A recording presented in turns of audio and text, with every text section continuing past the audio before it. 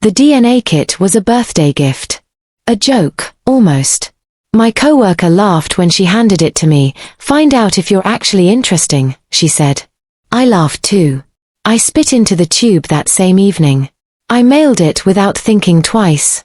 6 weeks later, I opened the results on my phone while eating lunch at my desk. There was a match. Not a distant cousin. Not a third-degree relative with a shared great-grandparent. A first-degree match. Female. Age 58. A name I had never seen in my life.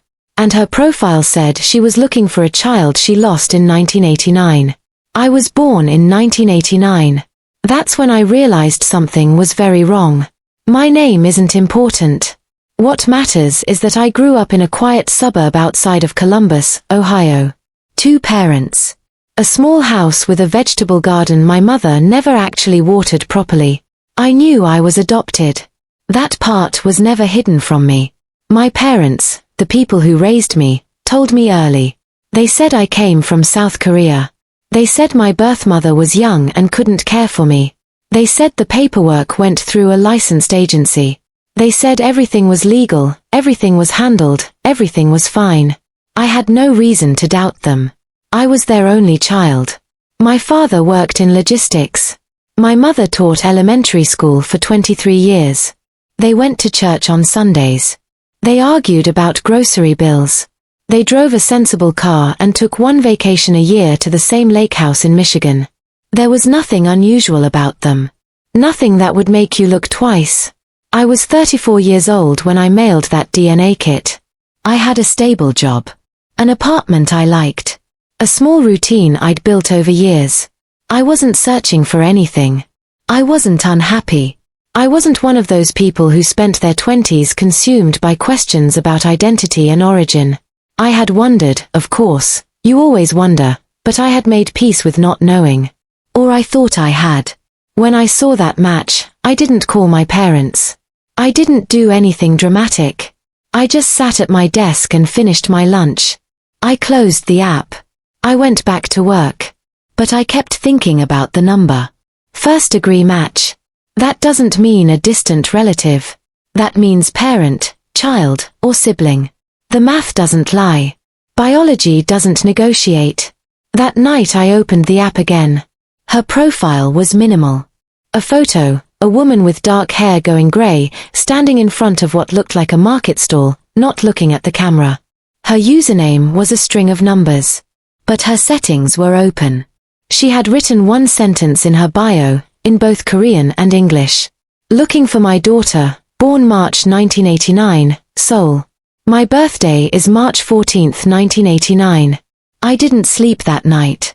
I lay in the dark and I thought about what this could mean.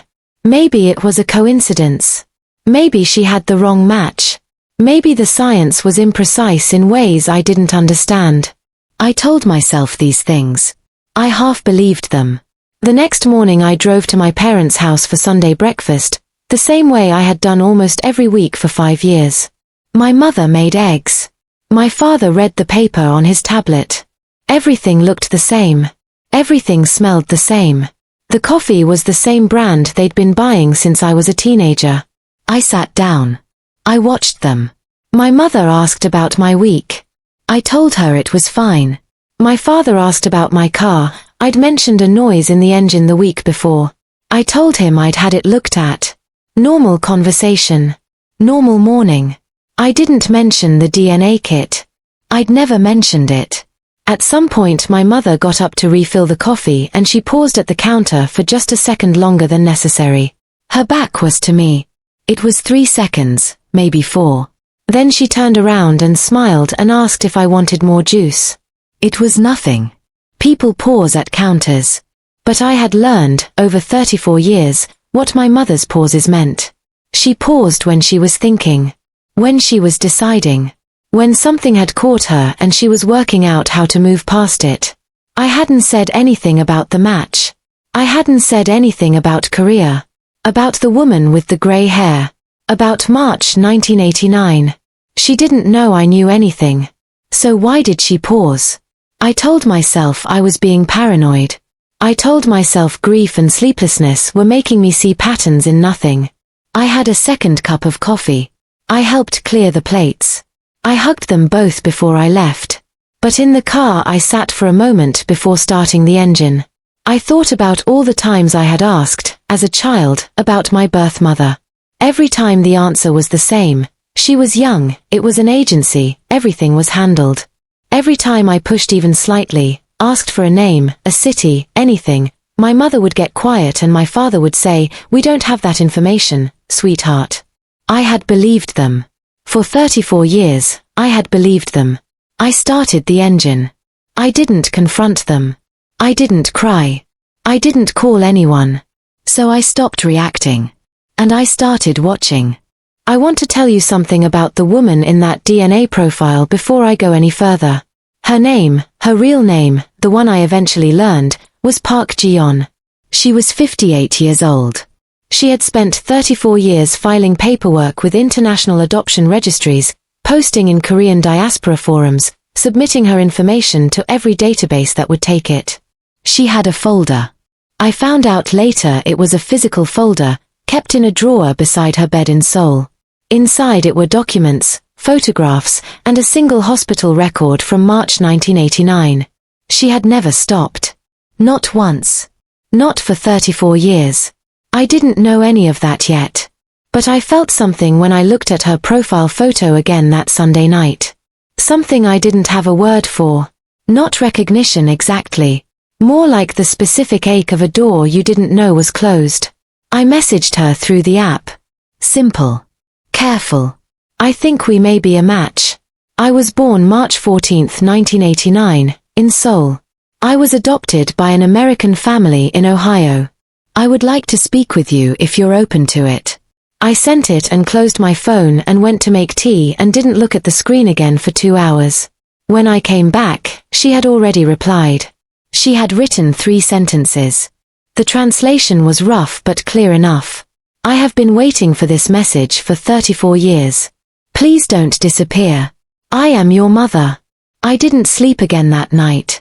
By the following weekend I had found a Korean English translator, a graduate student at Ohio State who offered virtual sessions. Ji-yeon and I spoke for the first time over a video call. She sat very straight in her chair.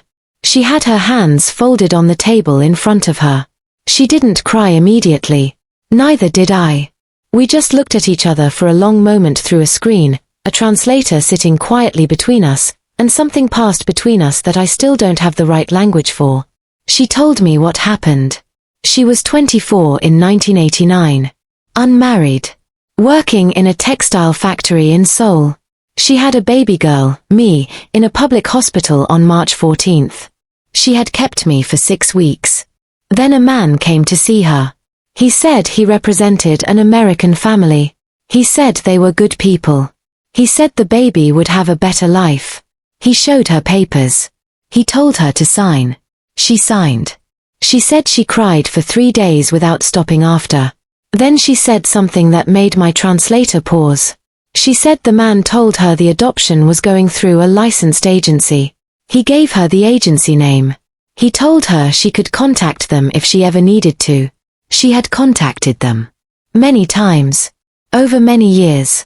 Every time, the agency said they had no record of her daughter.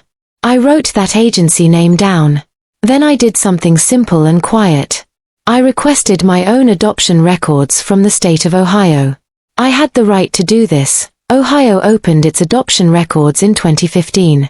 I filed the request online. It took 11 days. The file arrived by email. A scanned PDF. 31 pages. I opened it on a Tuesday evening. I made coffee first.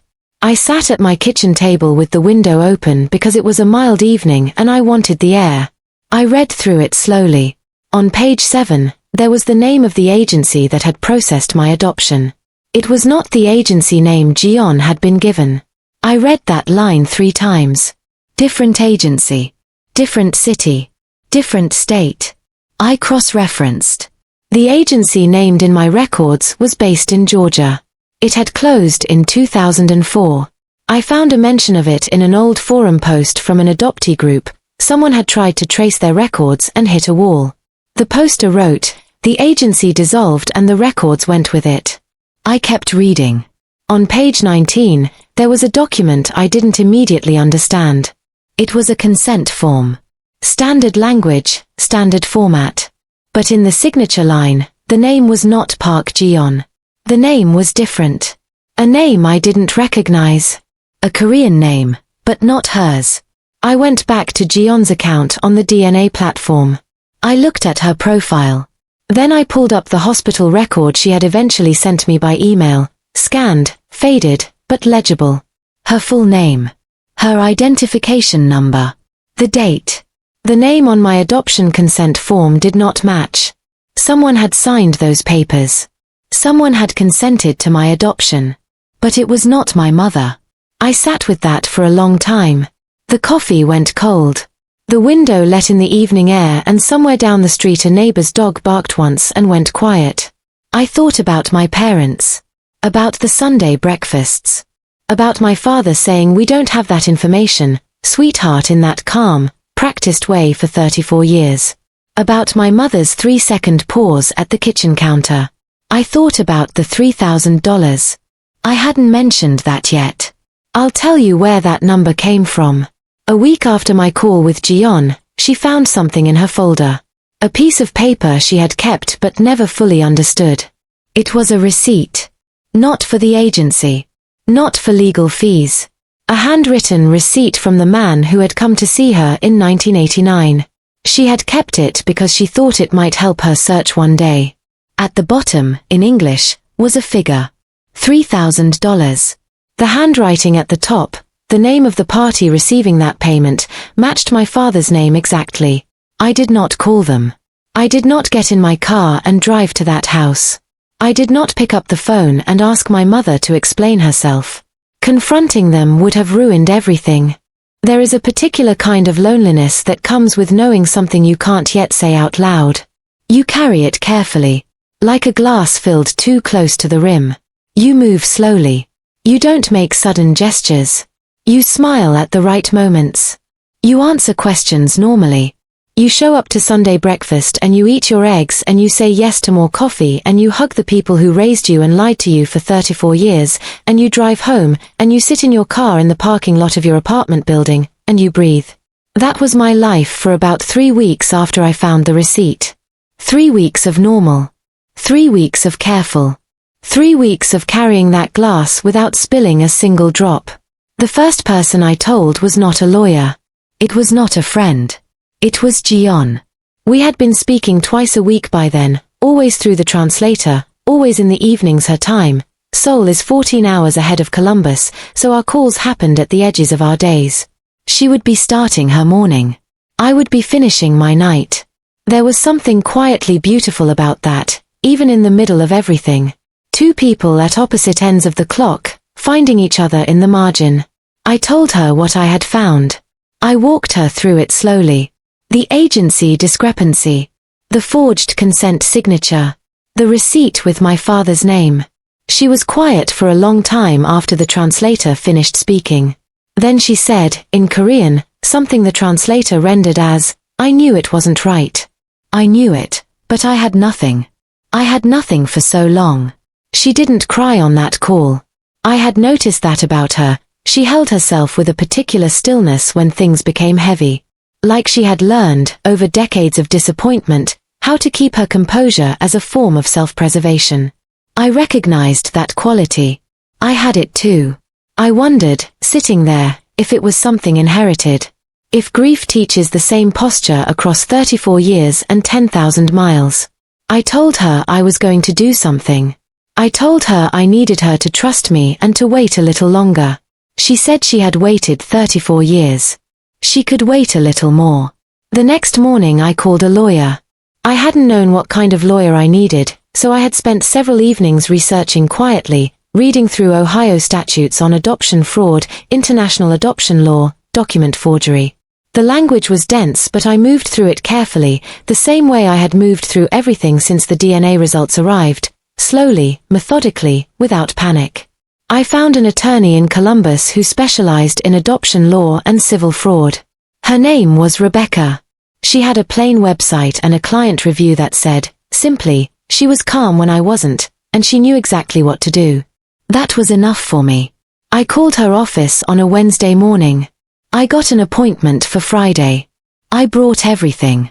I had spent the 3 days between the call and the appointment organizing the evidence with the kind of focus that only comes when you finally have something to do with your hands. I printed the DNA results. I printed the Ohio adoption file. I printed the page with the mismatched consent signature. I printed the email chain with Gion, translated and time-stamped. I scanned the receipt she had sent me, the handwritten one, with my father's name and the $3,000 figure, and I printed that too. I made 3 copies of everything. 1 set for Rebecca. 1 set stored in a cloud folder with a password I had never used for anything else. 1 set in a sealed envelope I mailed to myself, which I left unopened so the postmark would serve as a timestamp. I had watched enough documentaries to know that evidence disappears. That hard drives get wiped. That envelopes get lost. I was not going to let that happen. Rebecca read through everything at her desk while I sat across from her. She didn't rush. She turned pages carefully. She made small notes in the margin of her legal pad with a pencil, not a pen. When she finished, she set the file down and looked at me. She said, "This is significant." I said I knew. She asked me what I wanted to happen. Not as a legal question, as a human one. She looked at me directly when she asked it, and I understood that she was giving me a moment to be honest about something I hadn't fully said out loud yet. I thought about it for a second. I said I wanted 2 things. I wanted my original birth record corrected. And I wanted Gion to be recognized legally as my mother.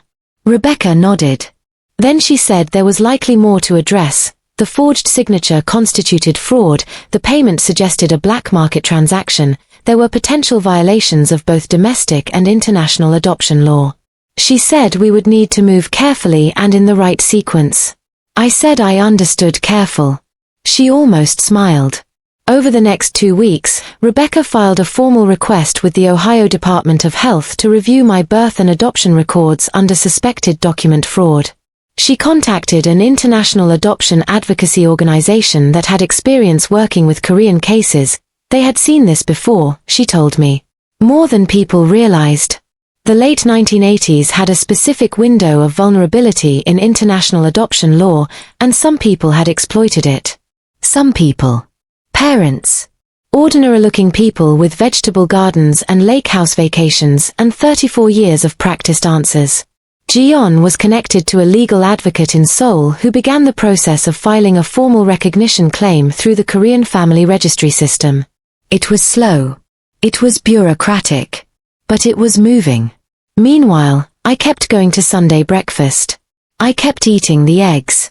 Kept drinking the coffee. Kept answering questions about my week, my car, my job.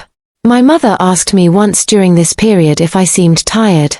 She said I looked like I had something on my mind. I said it was just work. I smiled. I poured my own coffee. She watched me for a half-second longer than necessary. I let her watch. The investigation had already been opened. The documents were already filed. The advocate in Seoul had already submitted Gion's claim.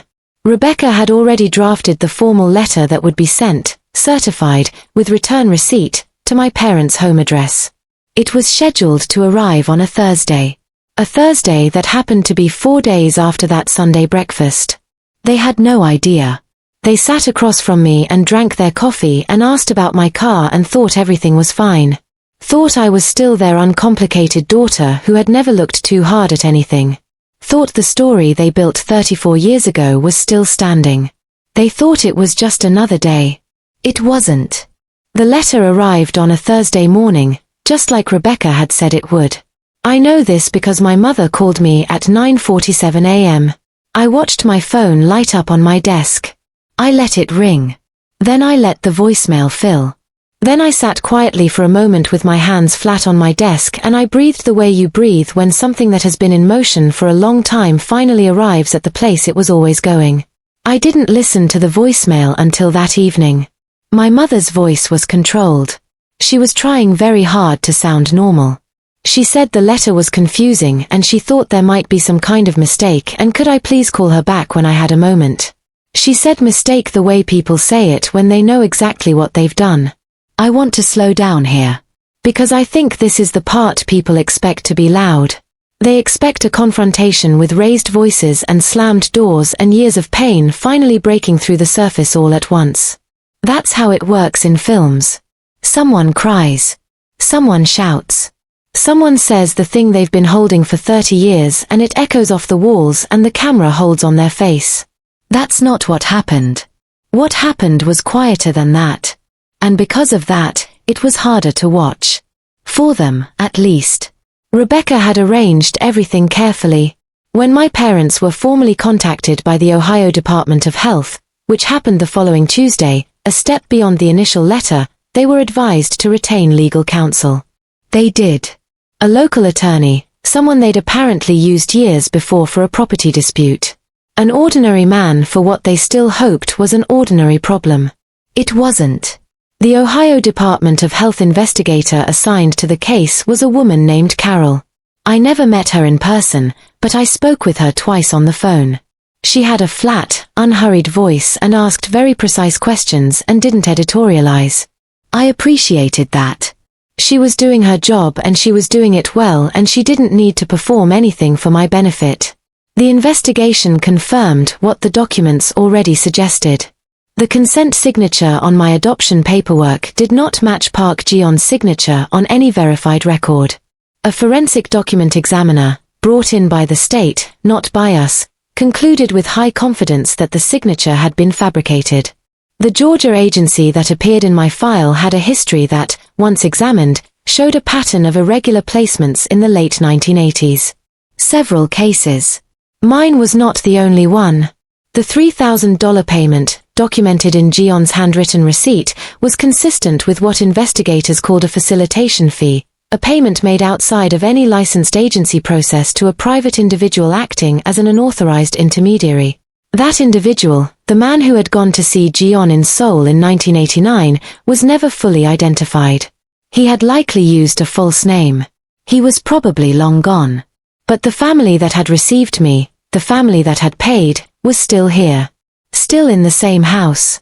Still with the same vegetable garden. Still drinking the same coffee. My parents did not go to prison. I want to be honest about that, because I think honesty matters more than a tidier ending. What happened was this. The Ohio Attorney General's office determined that while the conduct was fraudulent, the statute of limitations on criminal prosecution had expired decades ago. The law, in this instance, could not reach back far enough to punish them the way you might want it to. Rebecca explained this to me carefully, watching my face as she did. She said she was sorry. She said it wasn't the outcome the evidence deserved. I told her I understood. And I did. The law is a system. Systems have edges. I had known this was possible. But the law could do other things. My original birth record was formally corrected. Park Ji-yeon was recognized, officially and legally, as my birth mother. Her name, her real name, was entered into the record that had existed without her for 34 years. That correction was filed, documented, and sealed. Permanent. In Seoul, the Korean family registry was updated through the formal recognition process Ji-yeon's advocate had initiated. It took 4 months from start to finish. The day it was confirmed, Ji-yeon sent me a voice message instead of a text. She was walking somewhere outside. I could hear the sound of the city behind her, faint traffic, the echo of a covered market. She spoke for about 40 seconds in Korean and then she stopped and I could hear her breathing and then she said, in careful English, the only English phrase she had practiced for this moment. You are found now. I played that message 4 times. As for my parents, the people who raised me, they faced something that the law couldn't name but life could. When the formal investigation became part of the public record, as these things eventually do, people learned what had happened. Not because I told them. I didn't make calls. I didn't post anything. I didn't speak to journalists or neighbors or anyone from their church. I simply let the record exist. Their attorney negotiated a civil settlement, a financial acknowledgement of harm that went, at my direction, entirely to an international adoptee rights organization that helps people like Jion search for people like me. I didn't want the money. I wanted it to mean something beyond itself. My father called me once during this period. Just once. He said my name when I answered and then he stopped. There was a long silence. I didn't fill it for him. After a moment he said he was sorry. He said he had told himself, for 34 years, that it was for the best. That I had had a good life. That the ends had justified the means. I listened to all of it. Then I said, very quietly, that Jion had kept a folder beside her bed for 34 years. That she had filed paperwork every year. That she had never stopped looking. And that no version of a good life justifies erasing a mother who never stopped looking for her child. He didn't say anything after that. I said goodbye. I hung up. I haven't spoken to either of them since. I flew to Seoul in the spring. I want to tell you about the moment I landed, but the truth is I don't remember the airport or the customs line or the taxi. I don't remember any of it. I only remember standing outside a building in a neighborhood called Mapo, in front of a small restaurant that Jion's sister owned, where Jion had asked to meet me because it was a place that felt safe to her. I stood on the pavement for longer than I needed to. Then the door opened and she was there. Smaller than I expected. Her hair was shorter than in the profile photo. She was wearing a grey cardigan and she had her hands folded in front of her, the same way she'd held them in our very first video call. Like stillness was something she had learned to wear on the outside while everything moved underneath. We looked at each other. Neither of us spoke for a moment. Then she stepped forward and put both her hands on either side of my face, gently, the way you hold something you thought you'd lost, and she looked at me for a long time. Reading my face like a page she had been trying to remember for 3.5 decades. She said something in Korean. I had learned enough by then to understand it without the translator. She said, "You have your grandfather's eyes." I don't know why that was the thing that finally broke me open. Not the DNA results, not the forged signature, not the receipt, not the legal documents, not even the voice message. That sentence.